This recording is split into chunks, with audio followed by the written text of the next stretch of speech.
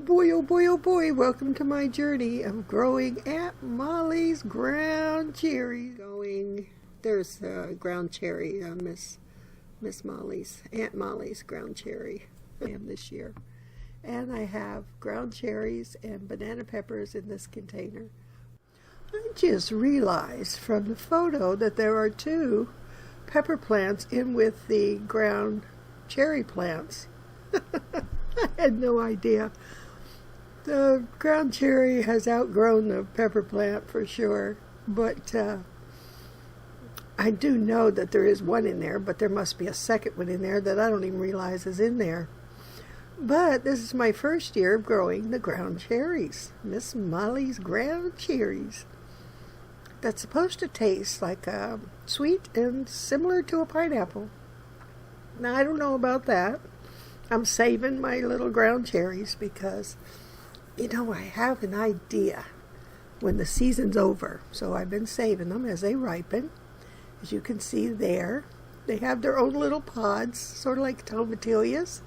Did you know that the ground cherry will store in the pod after you picked it for up to 3 months? Yeah, but you got to leave it in the pod.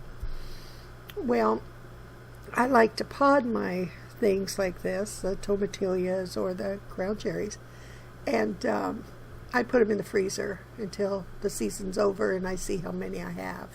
If I don't have enough for a pie, I might make a turnover or a jam or something similar to that.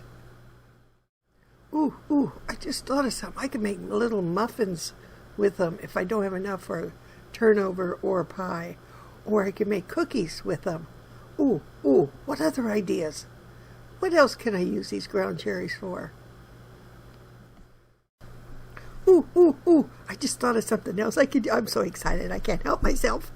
Oh my goodness, welcome to my world.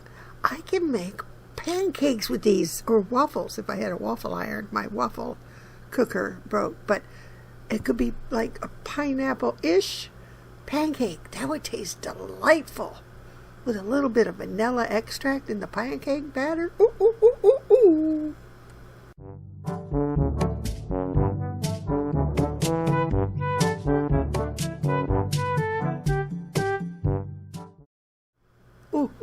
I just thought of another thing I could use them for. I could make pancakes with the ground cherries. Sort of like a pineapple pineapple-ish? Yeah, ish. Oh, yay.